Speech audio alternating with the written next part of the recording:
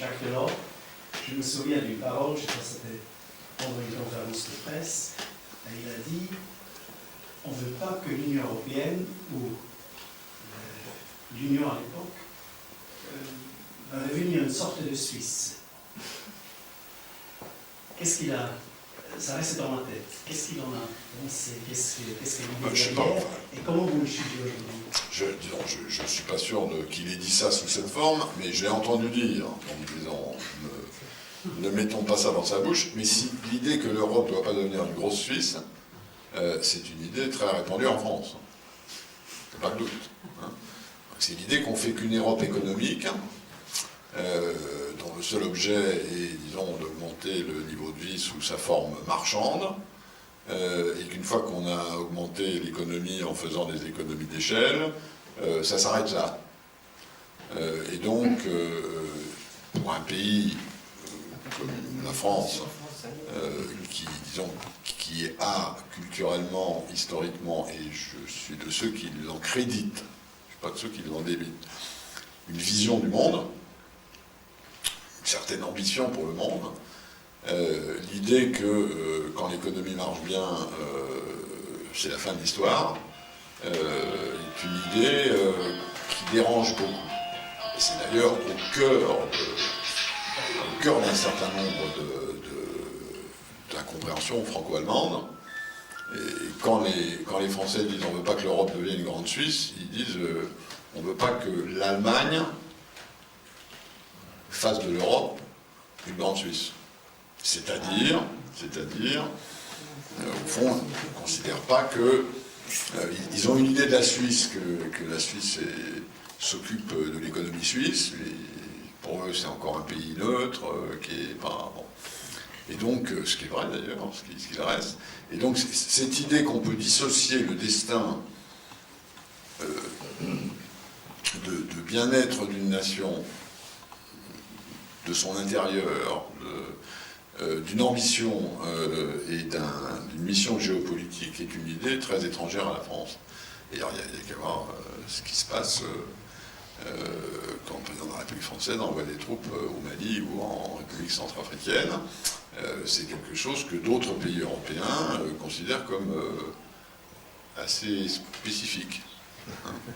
Et moi, autant je pense que mon pays ferait bien de s'inspirer sur le plan de son modèle économique et social de modèles qui manifestement sont plus performants que le sien, en tout cas pour l'instant, autant je pense que les frontières, c'est pas parce que il y a la paix sur le continent européen,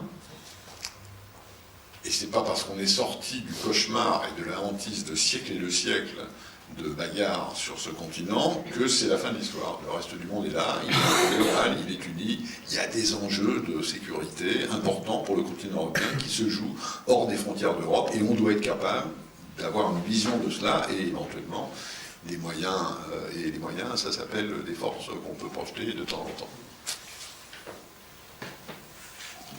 Mais aussi une manière de le communiquer aux autres partenaires.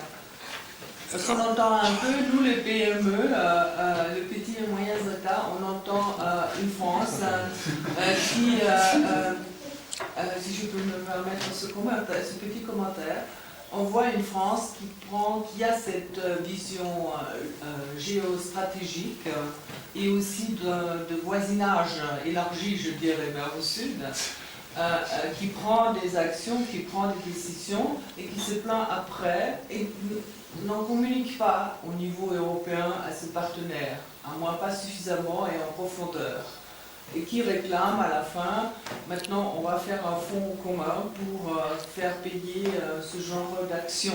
On peut être d'accord, on ne peut pas être d'accord, mais c'est un peu difficile pour les partenaires qui vivent sur ce continent globaliste de comprendre exactement au bon moment où mène l'action française et pourquoi on devrait raconter à nos parlements et persuader nos parlements et citoyens, sous danger des référendums d'ailleurs, d'en payer une partie. Non, mais d'abord, je ne suis pas représentant officiel de la République française, en la circonstance, et ensuite, je suis sûr qu'il y a des tas de problèmes de modalité, Mais n'empêche que si le terrorisme fondamentaliste s'installe dans un arc qui va du Mali au Sud-Soudan et qu'on n'y prend pas garde, parce qu'il faut négocier, parce qu'il faut consulter, parce qu'il faut aller dans les parlements, si on ne fait pas ça, alors l'Europe, y compris ton pays, aura des problèmes beaucoup plus sérieux dans l'avenir, et donc c'est quand même un problème de perspective. C'est un problème de savoir ce qu'on paye maintenant, combien on investit maintenant pour ne pas avoir un gros problème par la suite. Et je sais bien, pour avoir vécu dans le système européen pendant 15 ans de ma vie, que tout ça n'est pas forcément facile, et que si on demande aux services extérieurs communs de déclarer la guerre, ça va être compliqué, quoi. C'est sûr, les procédures pour plein d'années. Le problème, c'est que pendant ce temps-là, sur le terrain, ça bouge. Et donc là, il y a un arbitrage à faire, et la question est de savoir, elle est fondamentale, est de savoir si les Européens partagent les mêmes rêves et les mêmes cauchemars.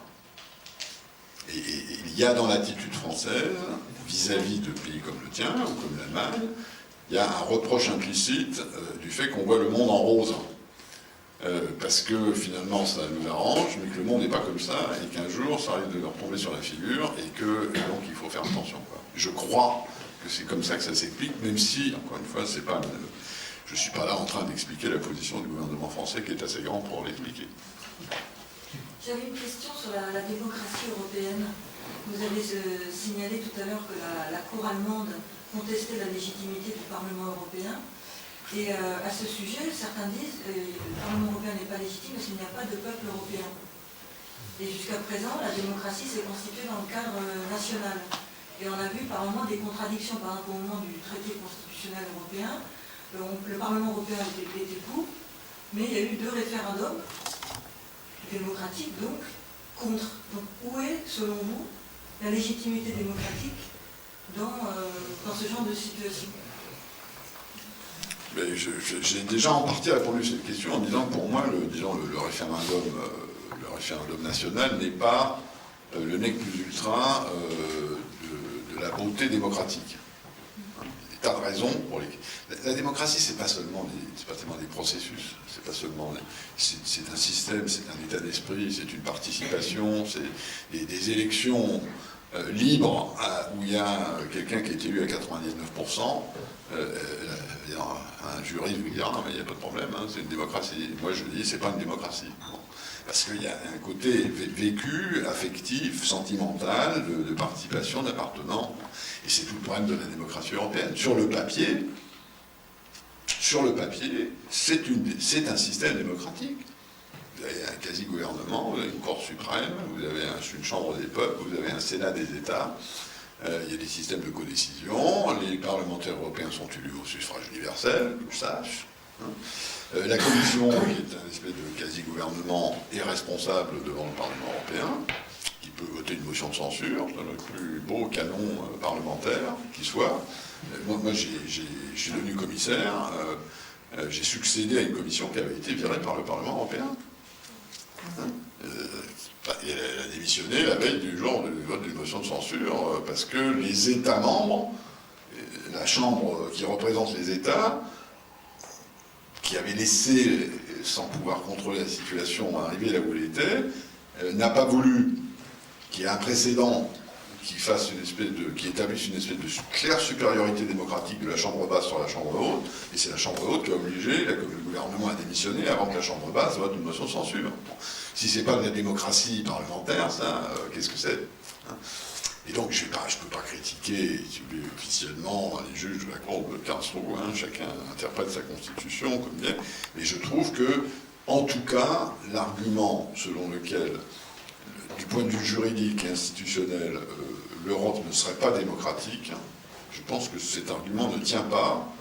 Et encore une fois, je l'ai vécu. Si la démocratie, c'est aussi le contrôle des exécutifs par des élus, il y a un bon niveau de démocratie parlementaire au niveau européen. Et qui n'est pas dépendant donc de la notion de peuple européen ou de sentiment national. C'est une question, c'est une question d'articulation de différents niveaux d'appartenance. Et je suis d'accord avec vous sur le fait que jusqu'à présent, ce niveau, cet espace politique européen a été construit, il a été bâti, et il n'est pas assez habité. C'est vrai, mais en même temps, si on est sérieux sur les raisons pour lesquelles on veut intégrer l'Europe, c'est-à-dire sur le fait qu'il y a un modèle européen, il y a une identité européenne qui a une valeur dans ce monde, on ne le fera pas tout seul, et il faut le faire ensemble, et ce sont les modalités, pas seulement du faire ensemble, mais du penser ensemble qui sont en cause.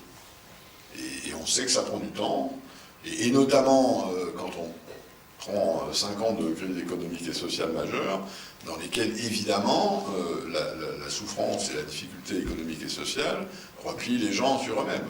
Si vous regardez la construction européenne depuis 50 ans, vous regardez le taux de croissance des économies, vous regardez les progrès et les ralentissements de l'économie européenne, curieusement, tout ça est parfaitement corrélé.